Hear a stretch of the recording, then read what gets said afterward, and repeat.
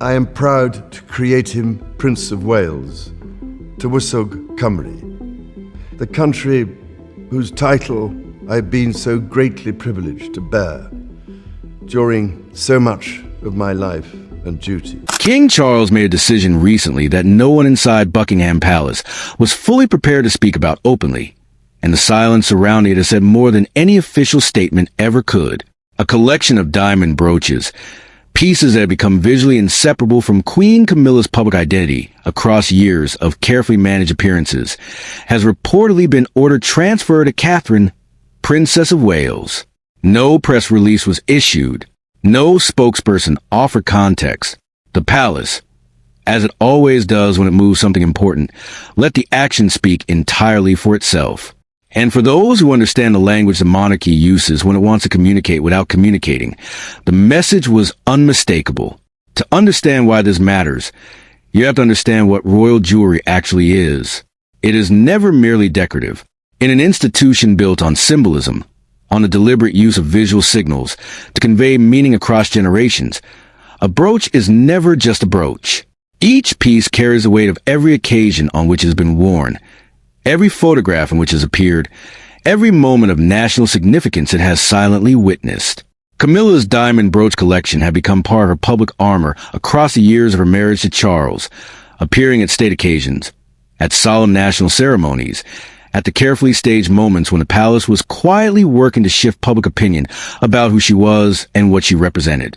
Those pieces were woven into the visual record of her transformation from the most controversial figure in the royal family into its Queen Consort.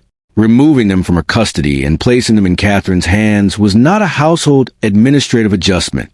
It was a statement delivered in the only language the monarchy fully trusts. The reported decision emerged from a formal review of the collection, a process that royal insiders described as having been months in the making. Senior advisors and royal trustees gathered with Charles to examine the pieces not as personal property, but as institutional assets, objects whose significance to the crown extended beyond whoever happened to be wearing them at any given moment. The distinction the advisors were drawing is one that the British monarchy has applied throughout its history. Personal jewels follow the individual. Crown jewels, in the broader sense of pieces deeply tied to the institution's ceremonial and symbolic life, follow duty. And once that framework was placed over Camilla's collection, certain conclusions became very difficult to avoid. The pieces that had appeared most visibly during major national moments, those that had been most deliberately used to construct the public narrative of Camilla's acceptance into royal life, were the very pieces most clearly tied to institutional rather than purely personal meaning.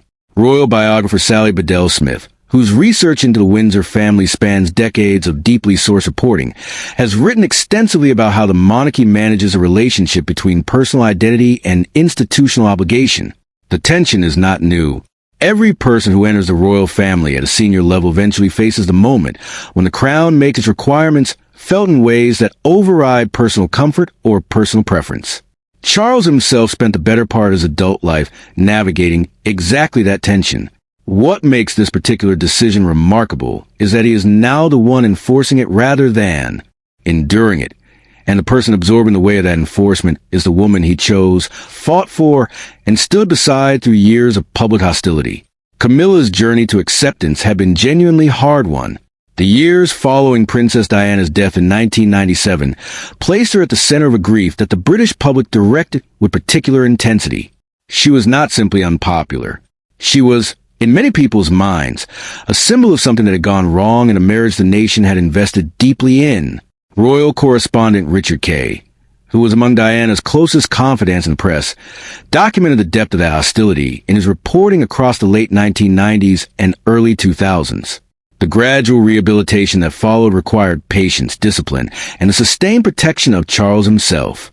He managed her public introductions carefully, limited her exposure to situations where hostility might surface, and slowly built the scaffolding of a new public identity for her. By the time of their marriage in April 2005, the worst of the public resistance had not disappeared, but it had softened enough that the institution could move forward. And across the years that followed, Camilla worked quietly to consolidate her position. The brooches were part of that work. Each appearance in which she wore them at a significant occasion added another thread to the narrative of the palace, was building around her, what the transfer signals, then, is not simply a logistical reassignment. It is an acknowledgement that the narrative has moved, that the palace's priorities have shifted toward the next reign, toward William and Catherine, toward the chapter that comes after Charles.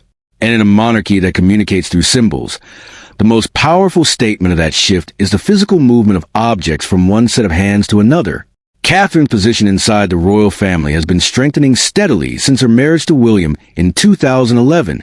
The process was not without its difficulties. The early years of scrutiny were intense, and the pressure living under constant public examination took its toll in ways that became visible during the periods when she stepped back from public duties. But the consistency she demonstrated in returning, in maintaining the discipline of public service through personal difficulty, built something durable inside the institution's assessment of her. She became, in the eyes of the palace, and increasingly in the eyes of the public, the person who understood what the crown required and was prepared to give without making the giving look like performance. That quality is exactly what the institution values most, and it is exactly what made her the natural answer when the question of custodianship was formally raised. Accepting the collection, however, was never going to be a simple matter of receiving beautiful objects. The brooches arrived carrying histories, and those histories belonged to someone else. Every future occasion on which Catherine wears one of those pieces will be read. Every choice she makes about when to bring them into public view and when to leave them put away will carry meaning. The palace has placed in her hands not just diamonds, but a responsibility to handle someone else's story with care, to hold the history of another woman's public life without allowing that history to become a source of contrast or competition. The standard being asked of her is extraordinarily precise. Hold beauty without making it look like victory. Inherit history without appearing to relish the inheritance.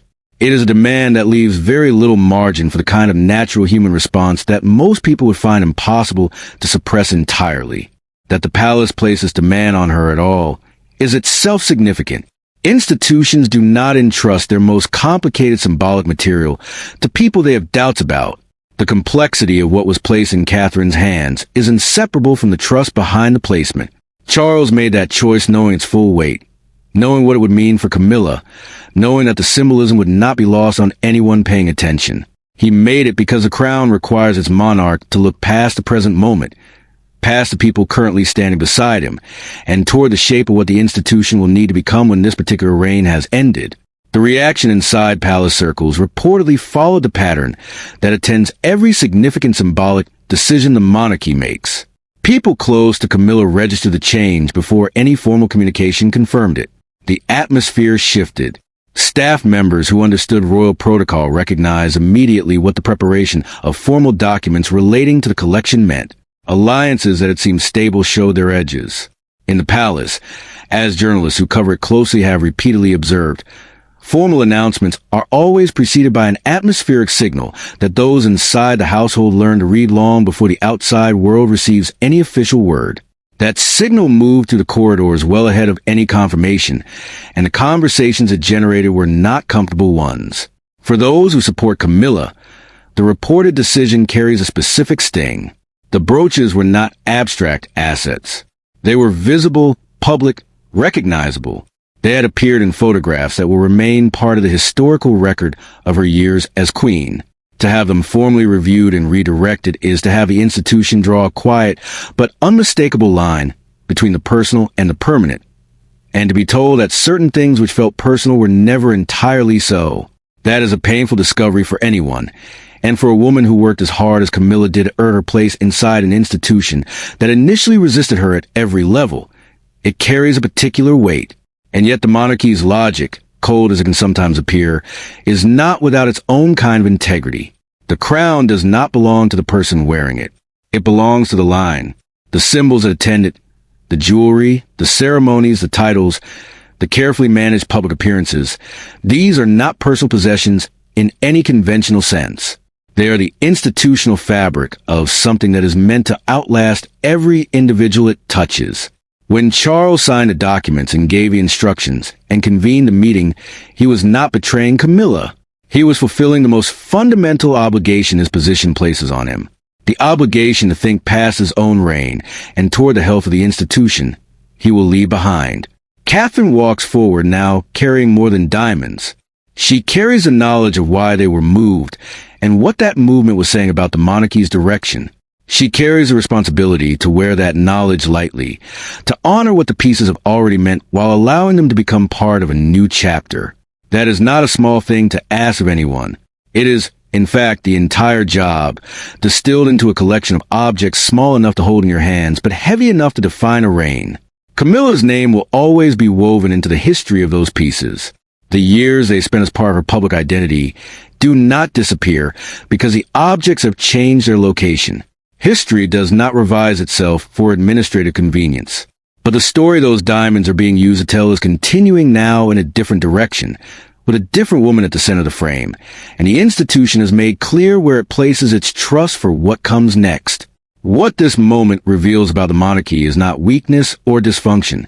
It is the crown doing precisely what it has always done, preparing for the future with a kind of deliberate, quiet, unsparing clarity that makes institutions last longer than the people who serve them. The era the monarchy is preparing for has not yet arrived, but the preparation is already underway, and the movement of these diamonds is part of the evidence that the next chapter is already, quietly and irreversibly begun.